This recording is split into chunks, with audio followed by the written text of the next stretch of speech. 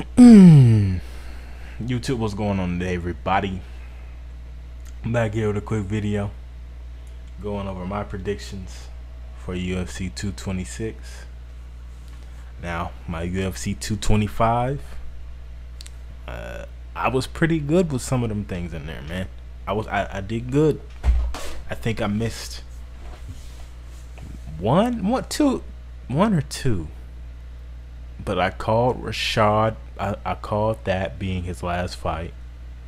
I don't know if I said CM Punk was gonna win. I think I said I wanted him to win. And Colby, I didn't think he was gonna win. I did not think he was gonna win that fight. So I think I got maybe one or two wrong, but other than that, I was spot on, baby. But honestly, I think that card is going to be the biggest card of the year. I don't think 226 is going to top that card from top to bottom. I don't. But let's get into it. Mike Perry. I don't know if it's going to start off the fight card on Fight Pass. That would be crazy. This would be an entertaining fight. This could easily be on pay-per-view. These two would definitely put on a show. But with this fight, I feel like Paul Felder, I feel like he's got to win it. He kind of has to. You can't be out there losing to Mike Perry. If you want to be, an elite lightweight, I don't care if Perry's the bigger man. You still, you got to be somebody like Mike Perry. I'm sorry. Name somebody in the top 10 of the lightweight division that's not going to beat Mike Perry. So he's got to get that done. So I'm going to go with him. I don't know Emily. I know Jamie. She's not even, I don't think she's that good, but I think she's going to beat somebody that's 2-2.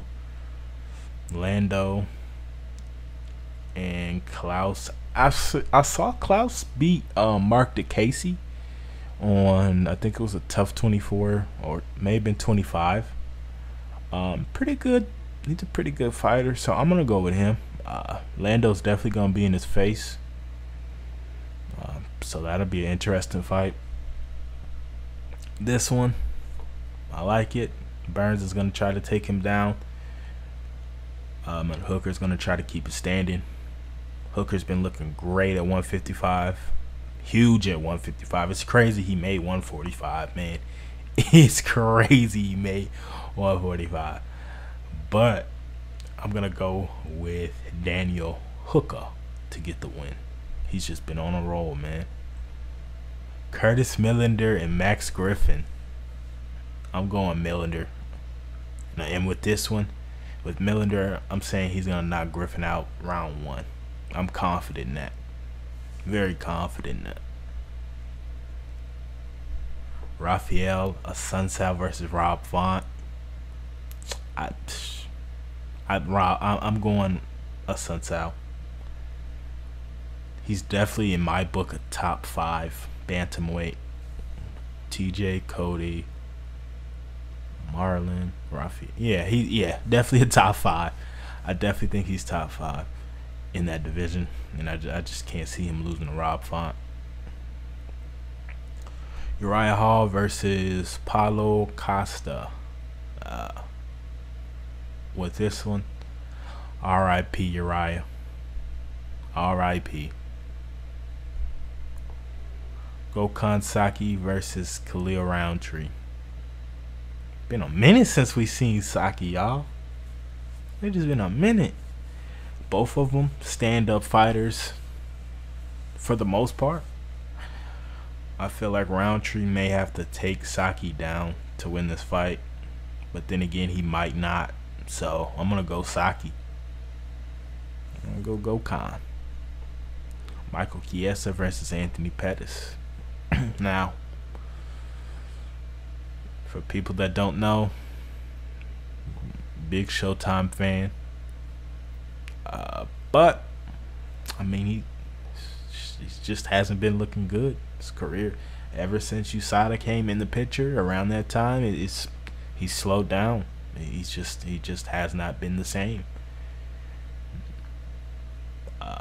So I have to go with Michael Chiesa.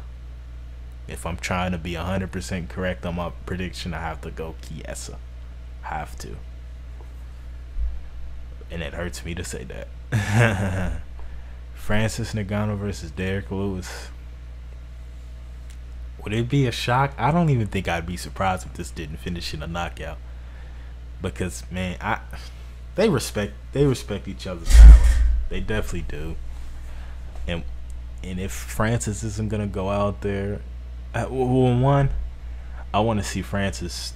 I want to see him change up his game plan and not load up with every strike. I've seen the man shadow box, and he has that speed. He definitely needs to use that speed. But I feel like Black Beast is just the overall better fighter at this point. So I feel like Derrick Lewis wins, and I don't think he gets a knockout. I think it'll go to a decision. This next one, for me, toughest fight to predict. Holloway's on what, a 12-13 fight win streak. Ortega's undefeated. Just the guy knows how to just finish a fight, man. It's tough, man. This is a tough fight. This is a tough fight to judge, man. On one side, everything's going right, and on the other side, everything's going right. It's just tough, man. I have to go Ortega, though.